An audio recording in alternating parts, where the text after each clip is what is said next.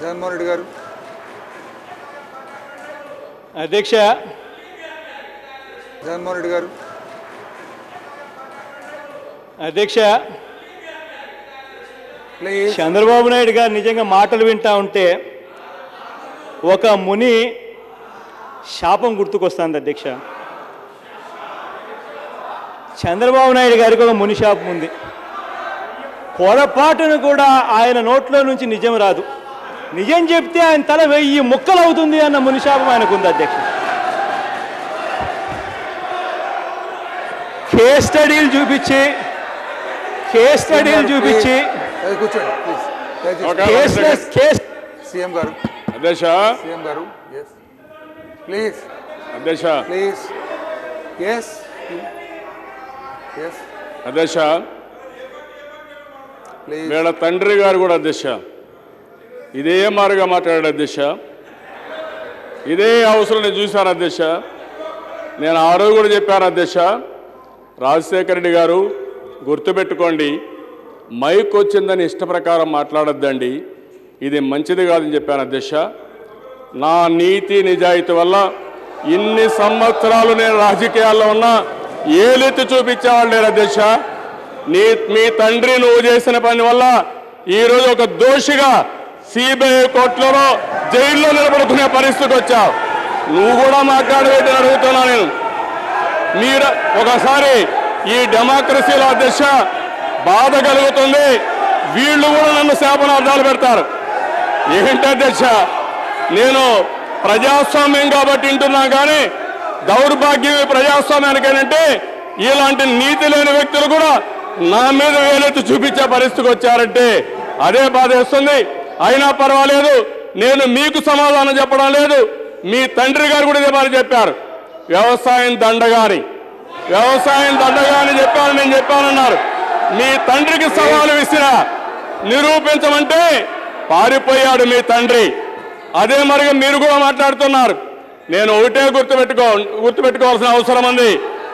నీతి నిజాయితీగా ఉన్న నా రాజకీయ జీవితం విలువలతో కూడిన రాజకీయ జీవితం. మీ మారిగా అసత్యాలు, అబద్ధాలు లేకుంటే నీతి మాలిన రాజకీయాలు కాదు. నేను ఏ తప్పు చేయను, చెప్పిందే చేస్తాను. విశ్వసనీయత ఉండే పార్టీ తెలుగుదేశం పార్టీ, విశ్వసనీయత ప్రకారం పోతాం. మీలాంటి వాళ్ళు కూడా నన్ను విమర్శించే నవ్వే పరిస్థితి వచ్చాడంటే నాకు అర్థం కాలేదు అధ్యక్ష. ఇలాంటి వ్యక్తులు నవ్వే పరిస్థితికి వచ్చారంటే దాన్ని బట్టి అర్థమవుతుంది. అందుకని ఎన్నికల్లో మీరంతా చేయాలనుకున్నారు కానీ ప్రజలకు విజ్ఞత ఉంది, చైతన్యం ఉంది. అందుకనే మీకు ఆ స్థానం అప్పచెప్పారు తప్ప ఇంకోటి కాదు. ఆ విషయం మీరు గుర్తుపెట్టుకోవాల్సిన అవసరం ఉంది. ధైర్యం అంటే సబ్జెక్టు రమ్మని కోరాను. ఇప్పుడు నేను చెప్పిన గైడ్ లైన్స్ ప్రకారం ఎక్కడైనా తప్పు జరుగుంటే ఒక పేరు చూపించండి, దానిపైన యాక్షన్ తీసుకుంటాను తప్ప ఇష్టం వచ్చిన మాట్లాడడం కరెక్ట్ కాదు అధ్యక్ష. ప్లీజ్. అధ్యక్ష, చంద్రబాబు నాయుడు గారి కళ్ళు ఇలా పెద్దవి చేసి నిజంగా ఆయన మాట్లాడిన తీరు చూస్తే నిజంగా మా అందరికి కూడా కాస్త భయం వేసింది అధ్యక్ష.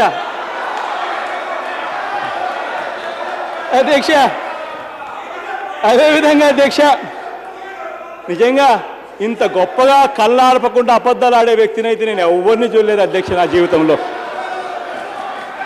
అధ్యక్ష, ఈ కేస్ స్టడీలు అంటే నిజంగానే రైతులు అక్కడ రైతు అకౌంట్ అధ్యక్ష. ఇది ఈ కేస్ స్టడీలు ఏవి కూడా కేస్ స్టడీ అంటే అర్థం తెలియని వ్యక్తులకి నేనేం సమాధానం చెప్పలేను అధ్యక్ష. ఈ కేస్ స్టడీ వెంకట సత్యనారాయణ అని చెప్పి ఇంత ముందే చెప్పాను అధ్యక్ష.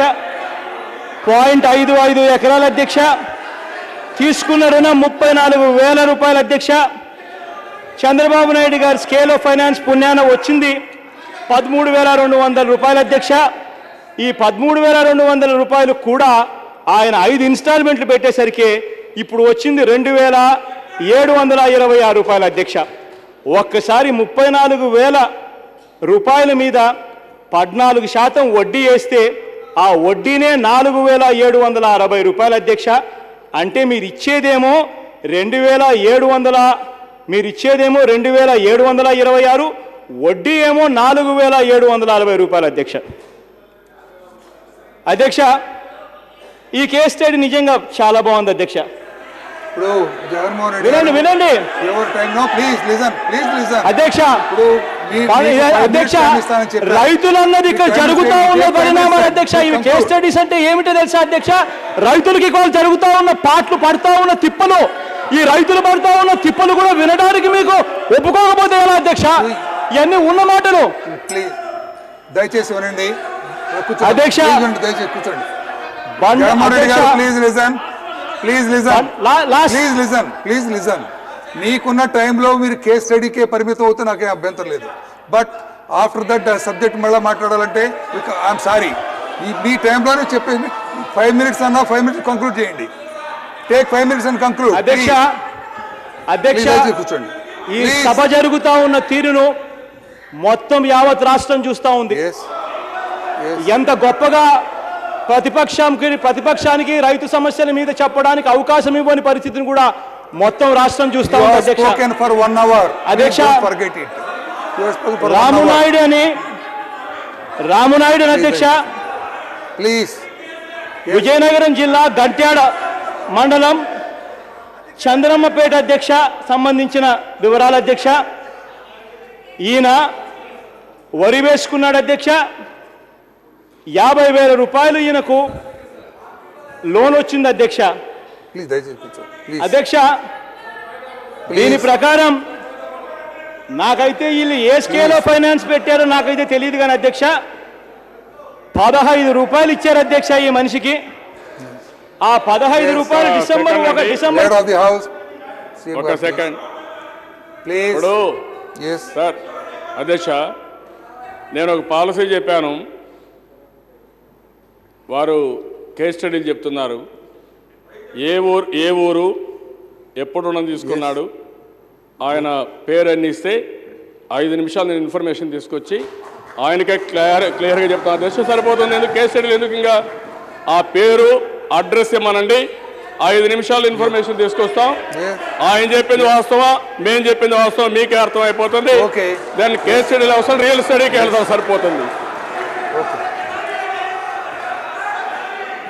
అధ్యక్ష, ఇవన్నీ కూడా చెప్పేటివన్నీ కూడా మీకు సమర్పిస్తాం అధ్యక్ష. ఇవన్నీ కొత్త ఏం కాదు, ప్రతి సందర్భంలోనూ మీకు సమర్పించినటివే అధ్యక్ష. ఆ తర్వాత ఆయన సమాధానం ఏం చెప్పాలంటే చెప్పానండి అధ్యక్ష. అధ్యక్ష 15 రూపాయలు ఇచ్చారు. దాంట్లో ఫస్ట్ ఇన్స్టాల్మెంట్ 3 రూపాయలు ఇచ్చారు.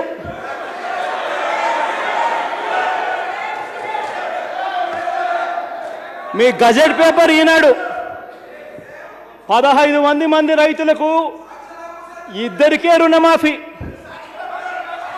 గుంటూరు జిల్లాలో అధికారుల నిర్బంధం. గుంటూరు జిల్లా తాడేపల్లి మండలం పెనుమాక గ్రామం. మీ గజెట్ పేపర్ ఈనాడు 1500 మందికి రైతులకు ఇద్దరికే రుణమాఫీ. ఇది ఆంధ్రజ్యోతి. మీ ఎల్లో మీడియా పాంప్లెట్ ఇంకొకటి. మీ గజెట్ లో 2వ భాగం. రైతు సదస్సులో నిరసనలు, రుణమాఫీ కాలేదంటూ అధికారుల నిర్బంధాలు, నిలదీతలు. గుంటూరు, అనంతపురము, శ్రీకాకుళము, విశాఖ, పశ్చిమ గోదావరి జిల్లాలకు సంబంధించిన వార్త ఆంధ్రజ్యోతి దినపత్రిక. తెలుసుకోండి అధ్యక్ష. జగన్మోహన్ రెడ్డి గారు ప్లీజ్ కంక్లూడ్. అధ్యక్ష, ప్లీజ్ కంక్లూడ్. ఇవాళ రాష్ట్రంలో ఇంతటి దారుణమైన పరిస్థితులు ఉన్నాయంటే అధ్యక్ష, ఒకవైపున రుణాలు మాఫీ కాక, దయచేసి కూర్చోండి, కొత్త రుణాలు రాక, కరువు వచ్చిన పంటలకు కూడా బీమా అందని పరిస్థితి కనపడతా ఉంటే, అపరాధ వడ్డీ కింద 14% వడ్డీ వసూలు చేస్తూ ఉన్న పరిస్థితి కనిపిస్తూ ఉంటే, దాదాపుగా 86 మంది రైతులు ఆత్మహత్యలు చేసుకున్నారు. ఊర్లతో సహా ఇస్తున్న పేర్లు మీకే ఇస్తా, ఊర్లతో సహా మండలాలతో సహా చదివి వినిపిస్తా, స్పీకర్ గారికి మీ దృష్టిలో ఇస్తా. అంతేకాదు చంద్రబాబు నాయుడు గారికి మళ్ళీ మళ్ళీ చెప్తా ఉన్నా, వీళ్ళ ఇళ్ళకు కూడా పోతా, అనంతపురంలోనూ మిగతా అన్ని ప్రాంతాల్లోకి వీళ్ళ ఇళ్ళకు కూడా పోతాను, పోయి వీళ్ళందరినీ కూడా ఓదారుస్తాను, ఆ 86 మందిని కూడా. అప్పటికైనా మీకు అర్థమవుతుంది రైతులు నిజంగా ఆత్మహత్యలు ఎలా చేసుకున్నారు అన్న సంగతి. చదివి వినిపించాలంటే పెద్ద లిస్ట్ ఉంది అధ్యక్ష, ఆత్మహత్యల లిస్టు చదివి వినిపించాలంటే చాలా ఉంది అధ్యక్ష. అధ్యక్ష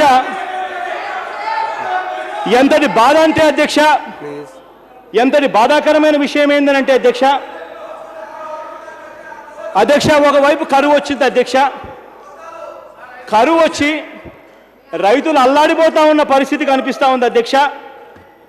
దాదాపుగా -35% వర్షపాతం నమోదై దాదాపుగా 541 మండలాలలో కరువు ఛాయలు కనిపిస్తూ ఉంటే మంత్రి గారి స్టేట్మెంట్ కూడా దాదాపుగా 580 మండలాలలో కరువు తీవ్రంగా ఉందని చెప్పి స్టేట్మెంట్లు ఇస్తూ ఉంటే కేవలం 226 మండలాలు మాత్రం కరువుగా డిక్లేర్ చేశారు అధ్యక్ష. అది కూడా డిక్లేర్ చేసింది ఎప్పుడో తెలుసా అధ్యక్ష, డిసెంబర్ 17న అంటే అసెంబ్లీ సమావేశానికి ఒక్క రోజు ముందు రాత్రి 10 గంటలకు ఈ జీవో ఇచ్చింది అధ్యక్ష. దీంట్లో 226 మండలాలు కరువు మండలాలుగా డిక్లేర్ చేశారు అధ్యక్ష. మామూలుగా ఖరీఫ్లో కరువు వస్తే జూన్, జూలై, ఆగస్ట్, సెప్టెంబర్ నాటికి ఖరీఫ్ అయిపోతుంది అధ్యక్ష. అక్టోబర్లో ఎన్యూమిరేషన్ కంప్లీట్ చేసి అక్టోబర్ చివరిలో కానీ నవంబర్లో కానీ కరువు మండలాలు డిక్లేర్ చేసి ఆ తర్వాత రబీ పంటకు సంబంధించిన సన్నాహాలు జరగాలి. ఆ రబీ పంటలో రైతులకు ఏ రకమైన ఇన్పుట్ సబ్సిడీలు ఇవ్వాలి అన్న దాంతో ఒక ప్రణాళిక రూపొందించాలి. అటువంటిది మన ప్రభుత్వం చూస్తామానంటే నవంబర్లో కాదు కదా కరువు మండలాలు డిక్లేర్ చేసింది, డిసెంబర్ 17న అసెంబ్లీ జరుగుతూ ఉన్న ఒక్క రోజు ముందు, అది కూడా రాత్రి 10 గంటలకు డిక్లేర్ చేస్తున్న జీవో నెంబర్ 17 డేటెడ్ 17/12/2014. ఇది ఈ ప్రభుత్వ తీరు అధ్యక్ష. అధ్యక్ష నిజంగా బాధ ఎందుకు అనిపిస్తా ఉందంటే అధ్యక్ష, కనీసం ఆ చనిపోయిన ఆ ఆత్మహత్యలు చేసుకుంటా ఉన్న రైతులను కనీసం అక్నాలెడ్జ్ చేస్తే కనీసం వాళ్ళకు డబ్బులు ఇవ్వవలసి వస్తుంది అనే ఉద్దేశంతో కనీసం ఆత్మహత్యలు జరిగాయి అన్న కనీసం అక్నాలెడ్జ్ కూడా చేయని పరిస్థితిలో ఈ ప్రభుత్వం నడుస్తూ ఉంది అధ్యక్ష. ఆ రోజుల్లో కూడా ఇటువంటి పరిస్థితి ఉంటే రాజశేఖర రెడ్డి గారు ముఖ్యమంత్రి అయిన తర్వాత చంద్రబాబు నాయుడు గారి హయాంలో చనిపోయిన రైతులందరికీ కూడా ఎక్స్గ్రేషియా 1.5 లక్ష ఇస్తూ ఆ రోజు రాజశేఖర రెడ్డి గారు జీవో డిక్లేర్ చేశారు అధ్యక్ష. అదే పరిస్థితి మళ్ళీ ఇవాళ కనిపిస్తూ ఉంది. చంద్రబాబు నాయుడు గారి పాలన నిజంగా ఎందుకు భయమేస్తుంటో తెలుసా అధ్యక్ష? కారణం ఏంటంటే చంద్రబాబు నాయుడు గారి గత పరిపాలన చూసినప్పుడు బేరేజ్ వేసుకున్నప్పుడు భయమేస్తుంది. గతంలో కూడా ఇదే మాదిరిగానే అధ్యక్ష అధికారంలోకి రావడానికి మద్యపాన నిషేధం అని చెప్పారు. అధికారంలోకి రావడానికి మద్యపాన నిషేధం అని చెప్పి ఆ రోజు అధికారంలోకి వచ్చారు. వచ్చిన తర్వాత ఆ మద్యపాన నిషేధం అన్నది ఒక భూతంగా చూపించి ఒకే రోజు 2150 కోట్ల రూపాయల బాధుడు 1996 జూలై 26 ఈనాడు పేపర్ మీ అఫీషియల్ పాంఫ్లెట్ కరెంట్ షాక్ ఒకే రోజు 850 కోట్ల రూపాయలు అధ్యక్ష. ఇవన్నీ చేస్తూ ఆ రోజు అన్న మాటలు ఏం తెలుసా అధ్యక్ష? విధి లేక ఈ విధింపులు అని చెప్పి ఆ రోజు అన్నారు అధ్యక్ష. భయం ఏమిటంటే అధ్యక్ష మళ్ళీ అదే పరిస్థితి ఇవాళ పునరావృతం అవుతా ఉందేమో అని భయం అధ్యక్ష. కారణం ఏంటంటే అధ్యక్ష ఇవాళ కూడా ఏం జరుగుతా ఉందనంటే ఇసుక రేట్లు షాక్ కొట్టే పరిస్థితిలో ఇసుక రేట్లు తయారై ఉన్నాయి అధ్యక్ష. గతంలో 1000 రూపాయలు ట్రాక్టర్ పలుకుతా ఉంటే ఇవాళ 1000 రూపాయలు ట్రాక్టరు 3000 రూపాయల నుంచి 5000 రూపాయలు పలుకుతా ఉన్న షాక్ కొట్టే పరిస్థితిలో ఇవాళ పరిస్థితులు ఉన్నాయి అధ్యక్ష. ఒకవైపు నా పరిస్థితి ఉంటే రైతులకు ఇవాళ కరెంటు బిల్లులు అధ్యక్ష, రైతులను ఎత్తిన కరెంటు బిల్లులు అధ్యక్ష 2004 నుంచి రైతుల మీద బకాయిలు ఇవాళ వసూలు చేస్తారట. 2004 నుంచి ఆ గత ప్రభుత్వాలు రైతుల మీద ఎటువంటి భారం పడకూడదు అని బకాయిలు వసూలు చేయకుండా ఉంటే ఈ ప్రభుత్వం వచ్చిన తర్వాత ఇప్పుడు రైతులకు నోటీసులు ఇస్తున్నారు అధ్యక్ష గత బకాయిల గురించి. అధ్యక్ష ఇది జరుగుతూ ఉన్నది అధ్యక్ష. ఇది ఒక రైతుకు 2641 రూపాయలు ఇక్కడ ఉన్నది అధ్యక్ష. మరో రైతుకు 5000 రూపాయలు కరెంటు బకాయిలు అధ్యక్ష. ఇవన్నీ రెండు అన్ని మీ గుంటూరు జిల్లాకు సంబంధించిన బకాయిలే అధ్యక్ష. ప్లీజ్ కంక్లూడ్ ప్లీజ్ అధ్యక్ష. I will not take much time, 2-3 minutes అధ్యక్ష. ఇటువంటి దారుణమైన పరిస్థితుల్లో ఈ వ్యవస్థను నడిపిస్తా ఉన్నారు అధ్యక్ష. అధ్యక్ష ఇక్కడ నేను ఒకటి చెప్పదలుచుకున్నా అధ్యక్ష. సూటిగానే అడుగుతా, బాధపడాల్సిన పనుల.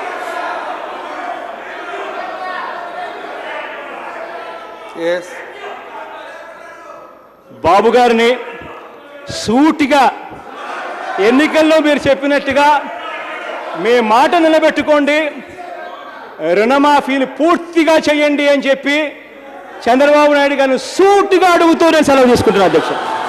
కాలువ శ్రీనివాస్ గారు.